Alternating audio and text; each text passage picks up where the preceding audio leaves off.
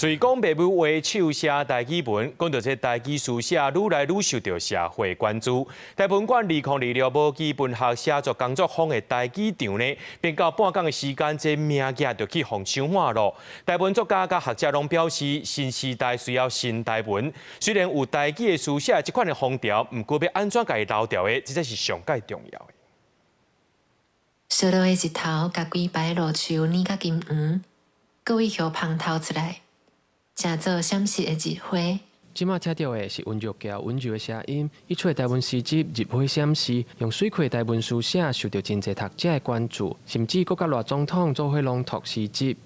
驚困傷沉，一日規劃袂轉來現實。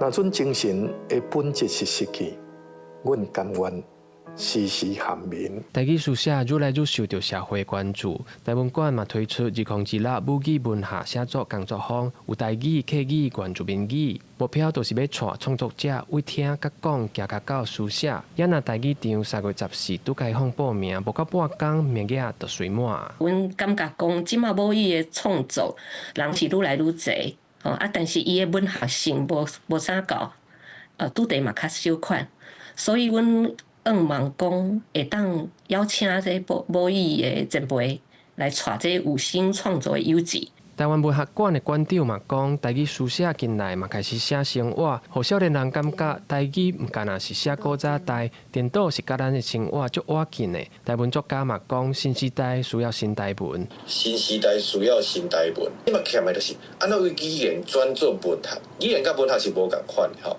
語言就是迄種愛正確性吼，愛順，不過文學就是用語言去寫萬書萬文。但是因為是一個風潮，所以凡是過去就過去啊。